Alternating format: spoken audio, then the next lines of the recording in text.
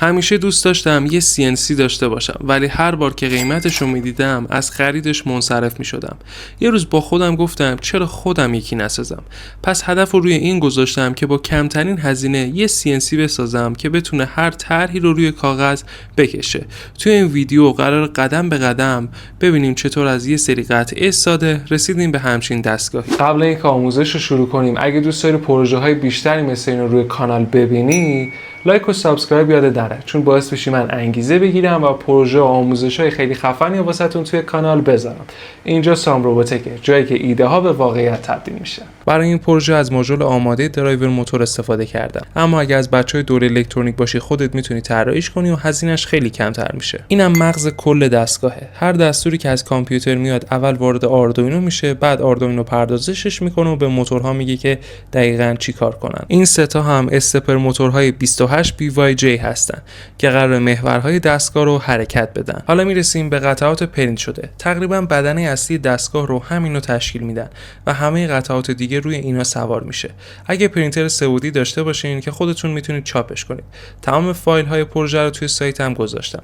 اگه هم پرینتر سه‌بعدی نداشتین اصلا نگران نباشید.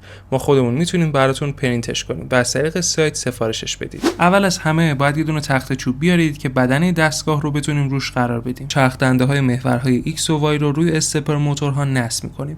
یه نکته خیلی مهمی که وجود داره، قبل از اینکه ریل‌های X و Y رو داخل هم قرار بدیم، حتما اول چرخ دنده‌ها و موتور رو نصب می‌کنیم. چون اگه اول ریل‌ها رو جا بزنیم، دیگه عملاً نمی‌تونیم موتور و چرخ دنده رو توی ریل خودش قرار بدیم. حالا ریل‌های X و Y رو داخل بدنه‌های خودشون قرار میدیم. بعد موتور رو روی بدنه میچسبونیم. فقط موقع چسبوندن دقت کنید همه چیز کاملا صاف و تراز باشه و کجی نداشته باشه تا بعداً محورها بتونن نرم و روون حرکت کنن. خب محورهای X و Y آماده شد. حالا میریم سراغ این غلطک. دقیقاً مثل چیزی که توی تصویر میبینید اون رو زیر محور X نصب میکنیم و با چسب قطره‌ای محکم سر جاش میچسبونیم. باز همینجا دقت خیلی مهمه. سعی کنین غلطک کاملا صاف نصب بشه و هیچ زاویه یا کجی نداشته باشه، چون روی حرکت دستگاه تاثیر میذاره. حالا نوبت محور Z میرسه. موتور محور Z رو داخل همین قطعه‌ای که جاشو واسهتون مشخص کردم قرار میدیم و با چسب محکم میچسبونیمش. این روش هم سریع‌تره هم کار رو راحت‌تر پیش میبره. خب دیگه حالا وقتش رسیده همه محورها رو کنار هم قرار بدیم. اول محور Y رو روی بدنه نصب میکنم و سعی میکنم تا جای ممکن تمیز و دقیق بچسبه. بعد از اون محور X رو روی محور Y قرار میدم و اون هم محکم میکنم و تمام. بخش مکانیکی دستگاهمون آماده شد. حالا وقتشه بریم سراغ سخت افزار. برای این کار اول مدار دستگاهو طراحی کردم تا قبل از اینکه حتی یه سیم وصل بشه همه اتصالات مشخص باشن و بدونیم که هر قطعه دقیقاً باید کجا قرار بگیره. اگه دوست داشتی این پروژه رو خودت انجام بدی، فایل کامل شماتیک مدار و اتصالات رو هم داخل سایتم واسهتون گذاشتم. بعد از طراحی نوبت مونتاژ بخش الکترونیک رسیده.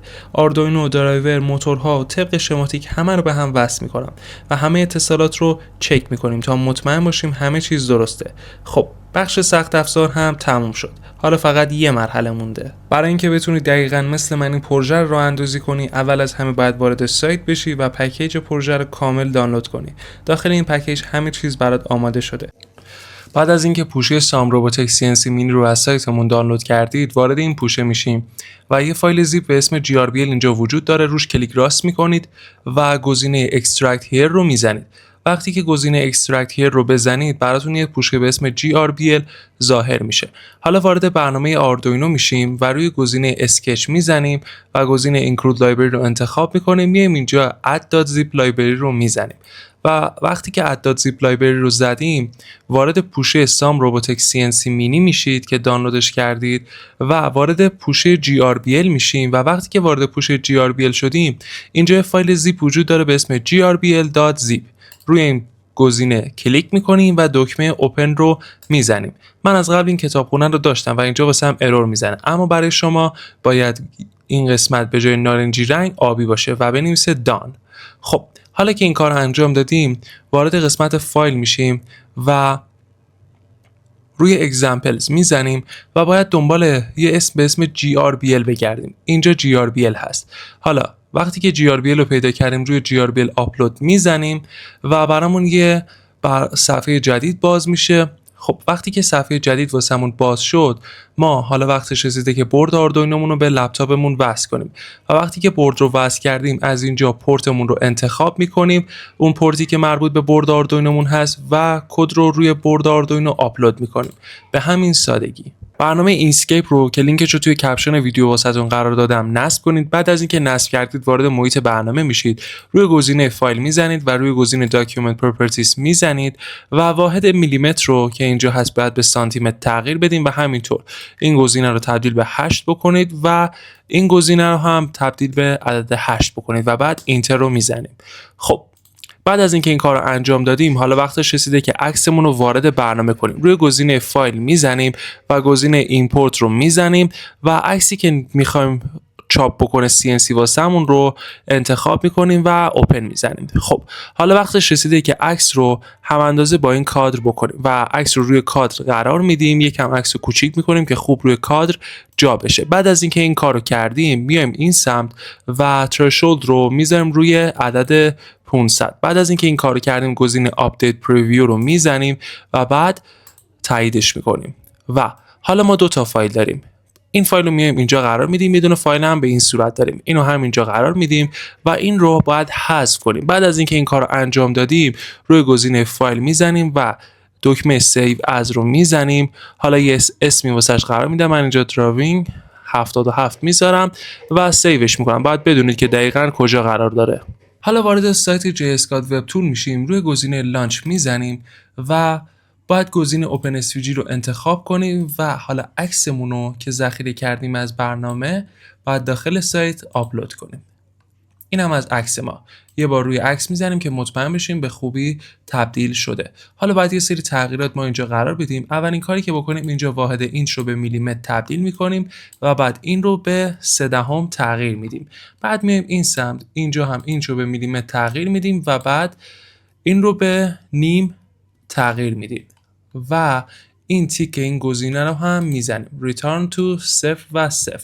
حالا روی گزینه create operation میزنیم و جنریتش میکنیم. یکم منتظر میمونیم که تبدیل رو انجام بده و بعد فایل جی کدش هم میبینیم که به بهترین شکل ممکن تبدیل شده. حالا وقتشه که ما این فایل جی کد رو ذخیره کنیم.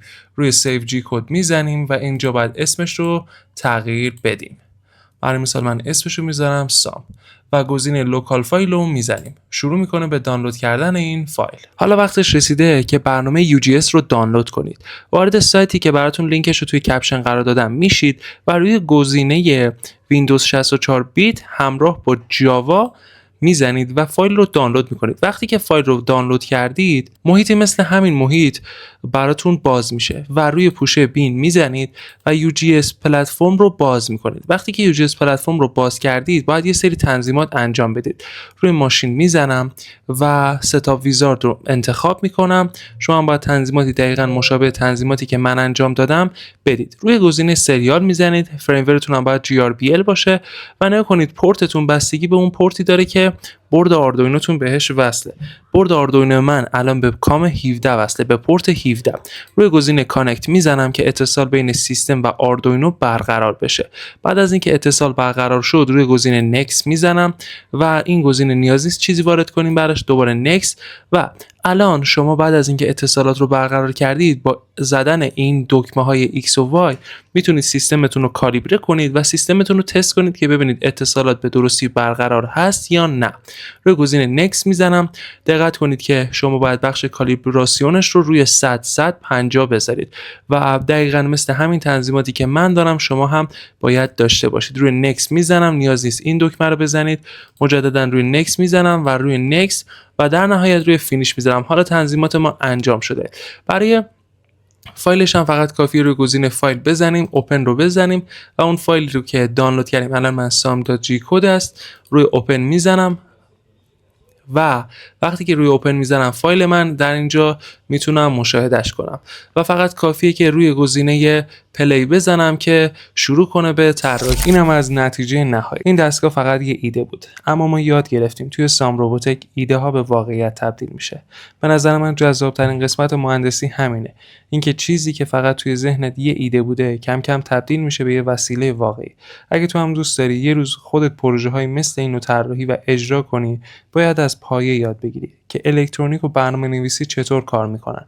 به خاطر همین من یه دوره جامع الکترونیک و برنامه‌نویسی رو آماده کردم. دوره‌ای که از صفر شروع میکنه و قدم به قدم کمکت میکنه تا خودت بتونی پروژه‌های اختصاصی خودت رو بسازی، نه اینکه فقط پروژه‌های بقیه رو کپی پیست کنی. اگه دوست داشتی اطلاعات بیشتر رو درباره دوره بدونی، لینکش رو داخل توضیحات ویدیو برات گذاشتم. و اگه از این ویدیو خوشت اومد حتما یه لایک برام بزن، کانال رو سابسکرایب کن و اون زنگوله بالا رو هم فعال کن. باور کن همین کار ساده بزرگترین انگیزه است که باعث میشه بتونم پروژه‌های بزرگتر و آموزش‌های خفن‌تری براتون بسازم. حالا یه سوال، دوست داری پروژه بعدی چی باشه؟